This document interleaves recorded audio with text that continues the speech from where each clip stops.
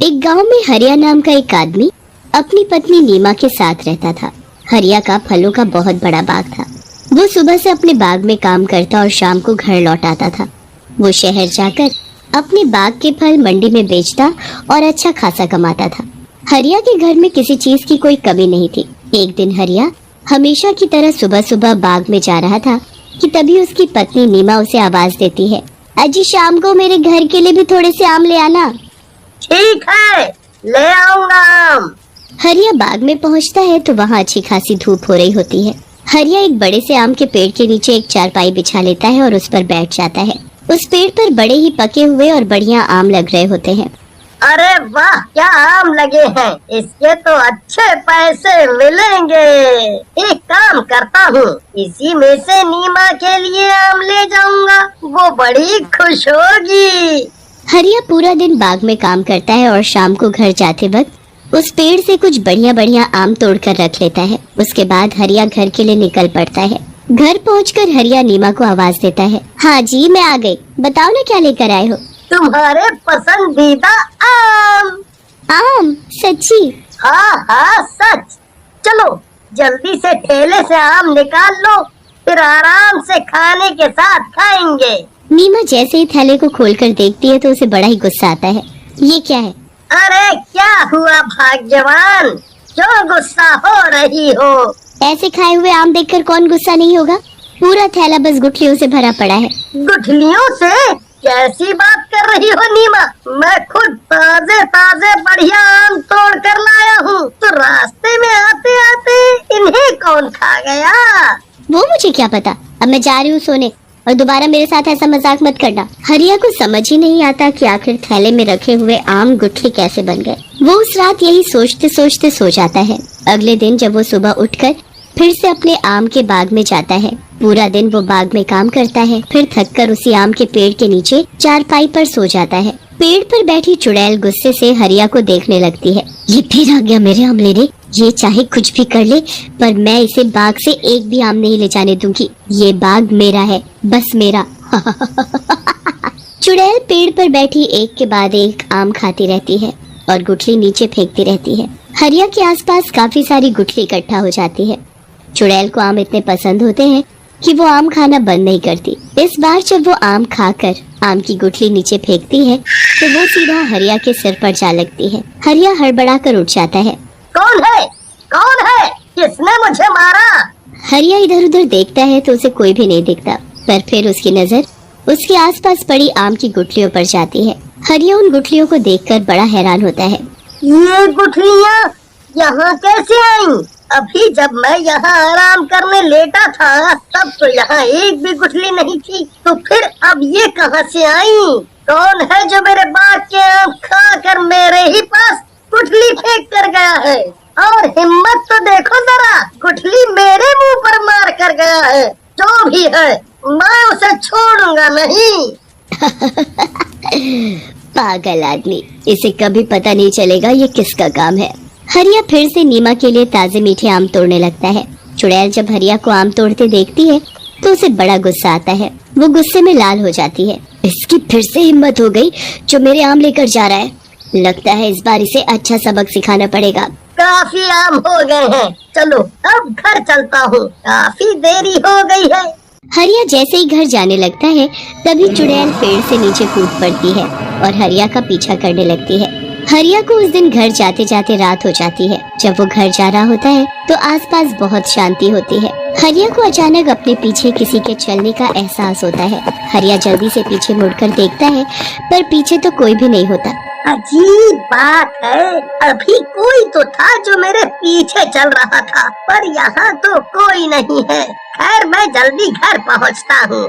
हरिया वापस घर की तरफ बढ़ने लगता है और फिर से उसे पीछे किसी के चलने का एहसास होता है। हरिया झट से पीछे देखता है तो वहाँ इस बार भी कोई नहीं होता। हरिया घबरा जाता है और जल्दी जल्दी चलने लगता है। जल्दी जल्दी चलने के चक्कर में हरिया के हाथ से उसका आम का ठेला गिर जाता है।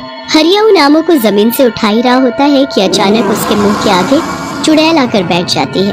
क्या हुआ हरिया, सारे आम गिर गए? चुड़ैल, बचाओ बचाओ। हरिया को कुछ समझ नहीं आता। वो तो सब आम ऐसे छोड़कर भाग लेता है। भाग गया बेचारा। इन आमों पर बस मेरा हक है, बस मेरा, इनको कोई नहीं खा सकता। चुड़ैल वहीं जमीन पर बैठ जाती है और एक एक आम उठाकर खाने लगती है। भागते भागते एक बार हरिया पीछे मुड़कर देखता है तो वो चुड़ैल आमों को ऐसे खा रही होती है जैसे कोई भूखा जानवर मांस खाता है। चुड़ैल बड़े मजे से आम खाने में लगी होती है और हरिया भागते भागते अपने घर पहुंचता है। वो बहुत ही बुरी तरह हाँफ रहा होता है। उसे देख नीमा भी घबरा जाती है। अरे क्या हुआ आपको? आप इतनी बुरी तरह हाँफ क्यों रहे हो? नीमा, चुड़ैल, चुड़ैल मेरे पीछे, मेरे पीछे चुड़ैल। क्या बात कर रहे हो चुड़ैल? हाँ नीमा, मैं झूठ नहीं बोल रहा। मैंने उसे खुद अपनी इन आँखों से बिल्कुल करीब से देखा है। और पता है, भागते भागते जब मैंने उसे एक बार पीछे मुड़कर देखा तो वो ऐसे आम खा रही थी जैसे जन्मों से भूखी हो। आम चुड़ैल खा रही थी?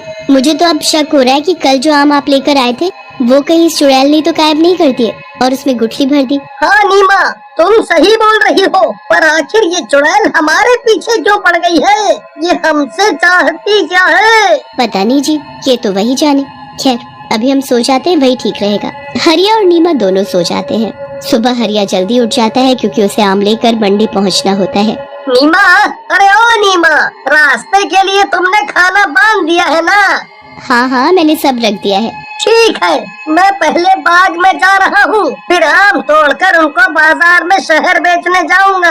आते वक्त मुझे रात हो जाएगी तो तुम अपना ध्यान रखना। हरिया अपनी बैलगाड़ी लेकर बाग की तरफ चल पड़ता है। बाग में पहुंचकर वो पके पके आम तोड़कर टोकरी में भरने लगता है। देखते ही देखते काफी टोकरी भर जाते हैं। उसके बाद हरिया उस पेड़ के पास पहुंचता है जिस पर चुड़ैल रहती है। हरिया उस पेड़ से भी आम तोड़ना शुरू कर देता है। पेड़ में बैठी चुड़ैल हरिया को दिखाई नहीं देती, इसलिए वो बड़े ही मजे से आम तोड़ तोड़ कर टोकरी में भरने लगता है। पर जब चुड़ैल उसे ऐसा करते देखती है तो उसका खून खौल उठता है। इसकी इतनी हिम्मत कि ये फिर मेरे आम लेने की कोशिश कर रहा है। ये मेरे आम यहाँ से नहीं ले जा सकता। हरिया सारे टोकरे एक एक करके बैलगाड़ी में रख कर शहर के लिए निकल पड़ता है। चुड़ैल भी झट से उसकी बैलगाड़ी पर कूद कर बैठ जाती है। हरिया को महसूस होता है कि कोई उसकी बैलगाड़ी में कूदा है और वो जल्दी से पीछे मुड़कर देखता है तो उसे उस बैलगाड़ी में बैठी वो चुड़ैल दिखाई ही नहीं देती। हरिया आगे बढ़ता है। रास्ते में चुड़ैल एक आम का टोकरा खोलती है और उसमें से आम खाना शुरू कर देती है। वो तो कुछ ही देर में पूरे टोकरे के आम खा जाती है। उसके बाद वो दूसरा टोकरा खोलती है और उसके भी आम खत्म कर देती है। धीरे धीरे वो चुड़ैल सारे टोकरों के आम खा जाती है और टोकरों को वापस ढक देती है। कुछ देर बाद हरिया शहर पहुंचता है और टोकरे मंडी में उतार कर आम बेचने लगता है। आम ले लो, आम ताजे रसीले मीठे आम, आओ आओ जल्दी आओ और सबसे बढ़िया आम खाओ। हरिया की आवाज सुनकर वहाँ कुछ लोग आम लेने आते हैं।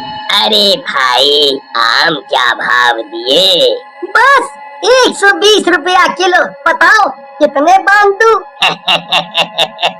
पहले आम की शक्ल तो दिखाओ, तभी तो बताऊंगा।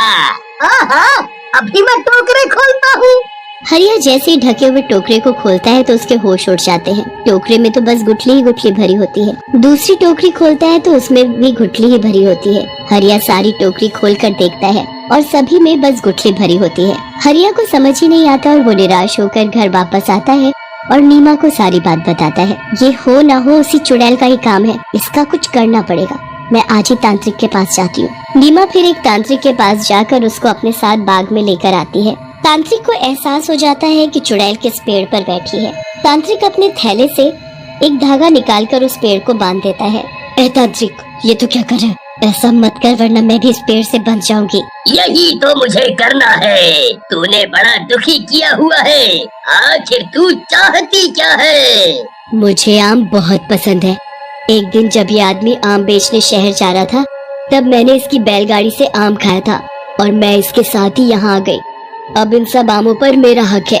ऐसा बिल्कुल नहीं होगा, समझी? अब मैंने तुझे इस पेड़ से बांध दिया है। आज के बाद उस पेड़ से कहीं नहीं जा पाएगी। तुझे जितने आम खाने हैं तू खा सकती है, पर बस इसी पेड़ के। चुड़ैल गुस्से में चिल्लाती रह जाती है। पर कुछ नहीं कर पाती। वो हमेशा के लिए उसी पेड़ पर बंध जाती है और उसी के आम का स्वाद ले पाती है। आपको ये कहानी कैसी लगी हमें कमेंट पे बताएं और हमारे चैनल को सब्सक्राइब करें एंड बेल नोटिफिकेशन ऑन जरूर करें।